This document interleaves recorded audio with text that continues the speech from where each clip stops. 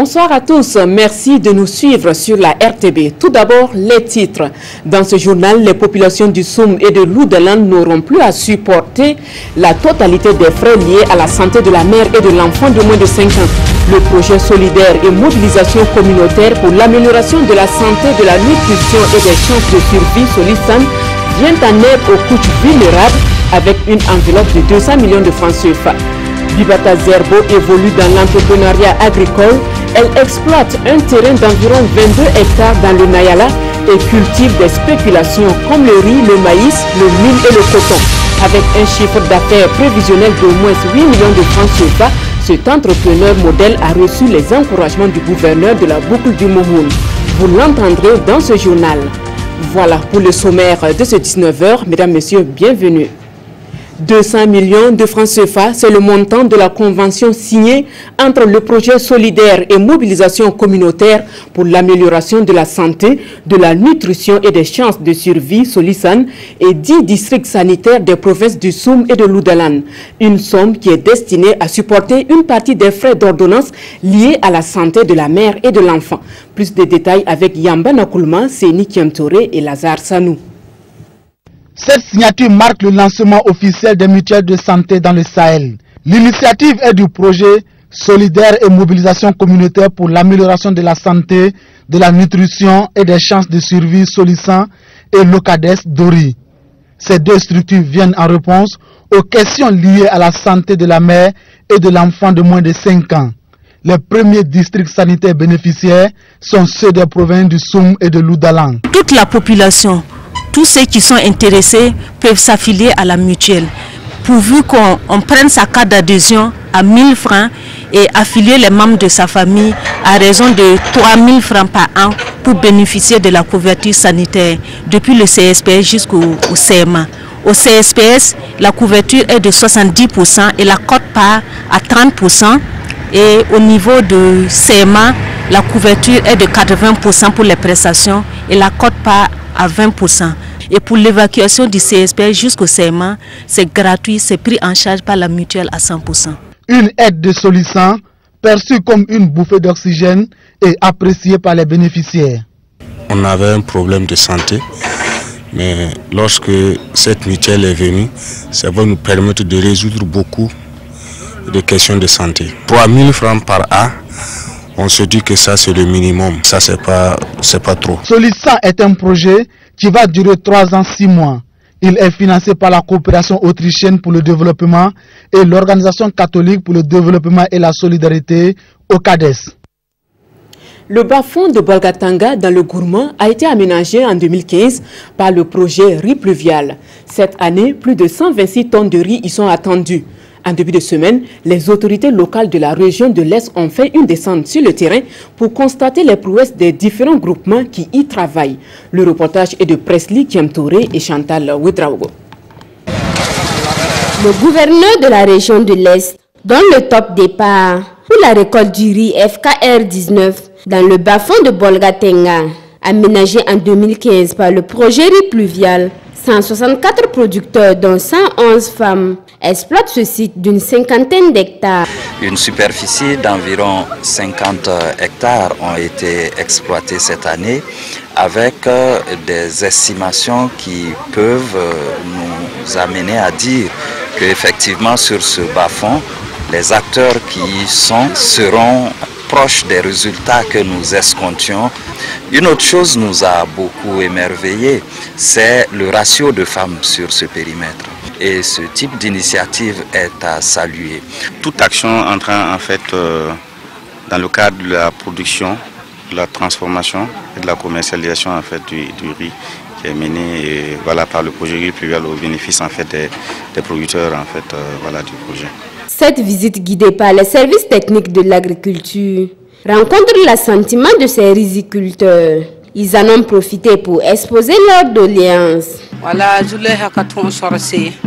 Nous avons plusieurs difficultés, telles que l'arrivée tardive des intrants, le manque de matériel de tuvage et la commercialisation du riz. Des préoccupations qui trouvent in situ des débuts de réponse puisque l'ambassade de la Chine-Taïwan a offert sans faucille aux exploitants de ce bas-fond. Par ailleurs, le gouverneur a instruit les services techniques d'équiper le groupement d'un forage solaire. L'association Tipalga totalise déjà 10 ans d'existence dans la protection de l'environnement au Burkina. Un anniversaire célébré le 21 octobre dernier dans le centre écologique de Tipalga à Gampila, la sortie est de Ouagadougou. À l'occasion, certains paysans œuvrant dans la protection de l'environnement ont vu leurs efforts récompensés.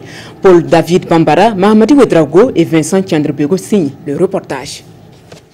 C'est dans son centre écologique à Gampela, dans la commune de Samba, que l'association Tipalga a commémoré son 10e anniversaire. 10 ans de protection et d'exploitation durable des ressources naturelles au Burkina Faso, Tipalga fait le point de ses acquis. Aujourd'hui, le bilan il est très positif. On a plus que 300 mises en défense. Ça veut dire que c'est des forêts, c'est la vie pour ces familles paysannes sur place. On a plus que 100 000 foyers construits. On a des activités génératrices qui se mènent dans tous les villages, qui donnent des revenus à ces familles paysannes. Ce bilan décennal est jugé salutaire par le représentant du ministère de l'économie verte et du changement climatique, parrain de la cérémonie. C'est une action salutaire qui doit servir d'exemple pour la préservation de l'environnement et la gestion de nos écosystèmes. Il faut dire que c'est une approche intégrée de la gestion des ressources naturelles en vue de leur pérennisation. À l'occasion de ce 10e anniversaire de Tipalga, des paysans œuvrant pour la protection de l'environnement et des femmes monitrices des foyers 3 pierres améliorés ont vu leurs efforts récompensés. Officiellement reconnu en 2005, Tipalga intervient dans plus de 9 provinces du Burkina. Le ministère de l'Environnement, de l'économie verte et des changements climatiques vient en appui à ses partenaires avec des appareils numériques, des portables et des tablettes qui devront sans doute permettre de collecter et diffuser l'information liée aux risques climatiques et météorologiques. L'initiative s'inscrit dans le cadre du système d'alerte, de prévention et d'information climatique. Yacouba Gamine, Mahamadi Ouedraogo et Boumaïnes Nebié. Du matériel numérique pour renforcer les capacités opérationnelles de l'Agence de la météorologie et le service d'information du gouvernement CID. Le geste est du ministère de l'Environnement, de l'économie verte et du changement climatique. Il est composé de 35 tablettes et de 375 téléphones portables. Matériel de transmission et de diffusion à l'ensemble des structures qui ont en charge la collecte et la diffusion de l'information liée au changement climatique. Cela d'autant plus que dans la mesure où pour pouvoir faire face et maîtriser les effets néfastes des changements climatiques auxquels le Burkina Faso est confronté, il va falloir qu'on ait l'information en temps réel. Pour les bénéficiaires, ce matériel vient à point nommé.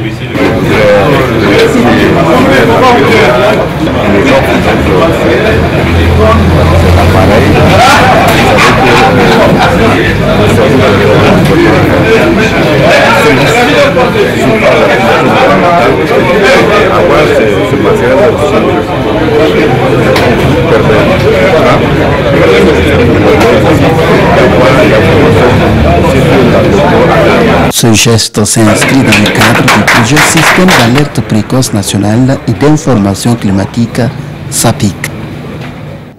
Je vous le disais en titre, pour s'être illustré comme l'un des modèles entrepreneurs agricoles du Nayala, Bibata Zerbo a reçu des encouragements du gouverneur de la boucle du Mouhoun lors de sa tournée de suivi de la campagne humide.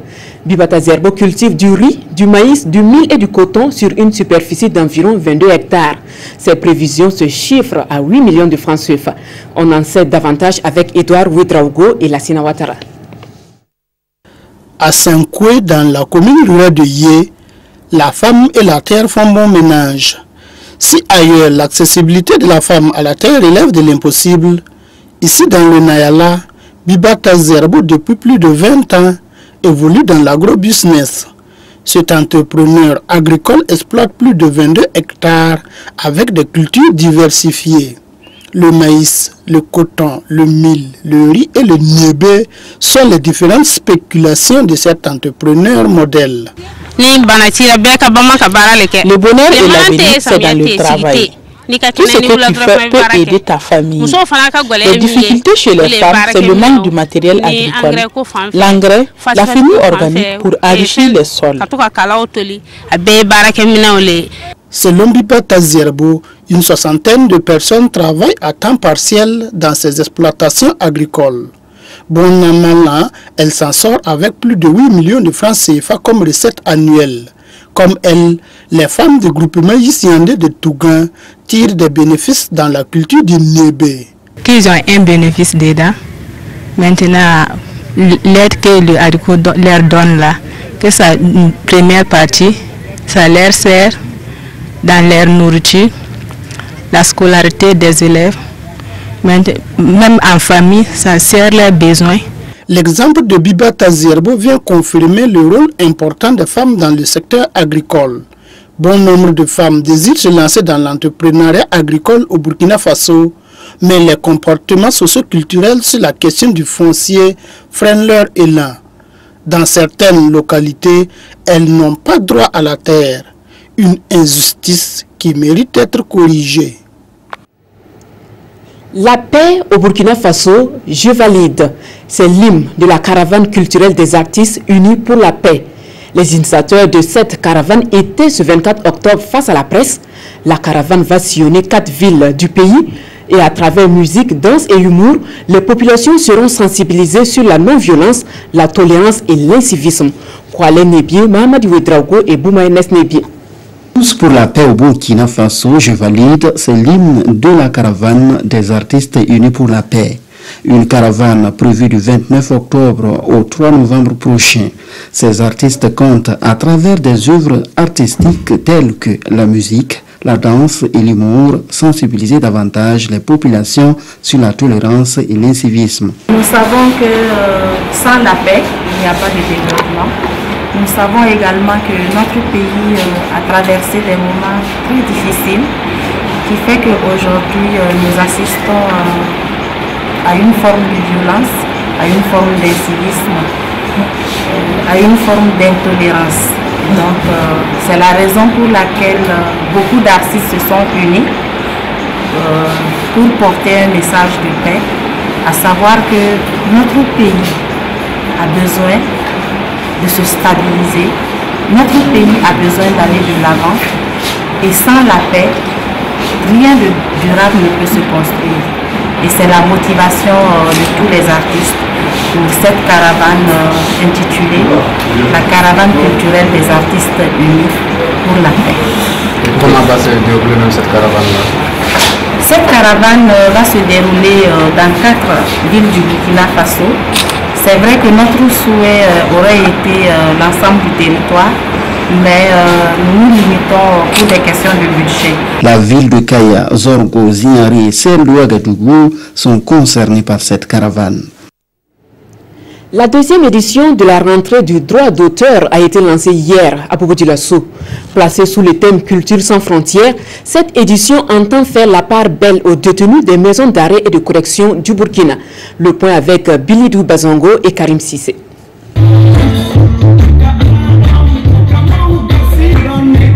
Des prestations d'artistes pour donner le ton de la deuxième édition de la rentrée du droit d'auteur. Un cadre initié par le Bureau burkinabé des droits d'auteur BBDA en vue de mieux faire connaître et comprendre ce qu'est le droit d'auteur aux artistes et aux utilisateurs d'œuvres.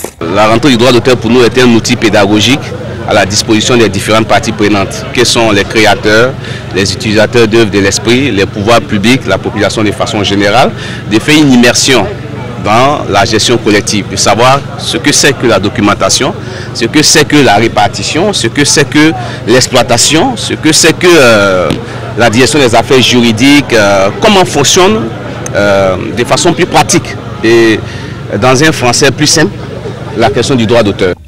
Et pour la deuxième édition, un clin d'œil est fait aux détenus des maisons d'arrêt et de correction, d'où le thème Culture sans frontières. Tout détenu a la possibilité de donner une valeur ajoutée à sa société. Et pour nous, en pensant à ces détenus-là, on a su en même temps, au-delà de l'humanisation des prisons, une forme de réinsertion socio-économique de ces derniers-là dans notre environnement. Donc nous pensons qu'il faut penser à une passerelle qui pourrait quand même leur permettre d'utiliser ce lieu de méditation, ce lieu de solitude-là à des fins créatrices. Pendant 4 jours, plusieurs activités sont au menu. Entre autres, une foire artistique, un match de football, des conférences et la nuit du droit d'auteur. Voilà, ainsi s'achève le journal de 19h. Merci de votre aimable attention. Tout de suite le 20h avec Peggy Ouedraogo.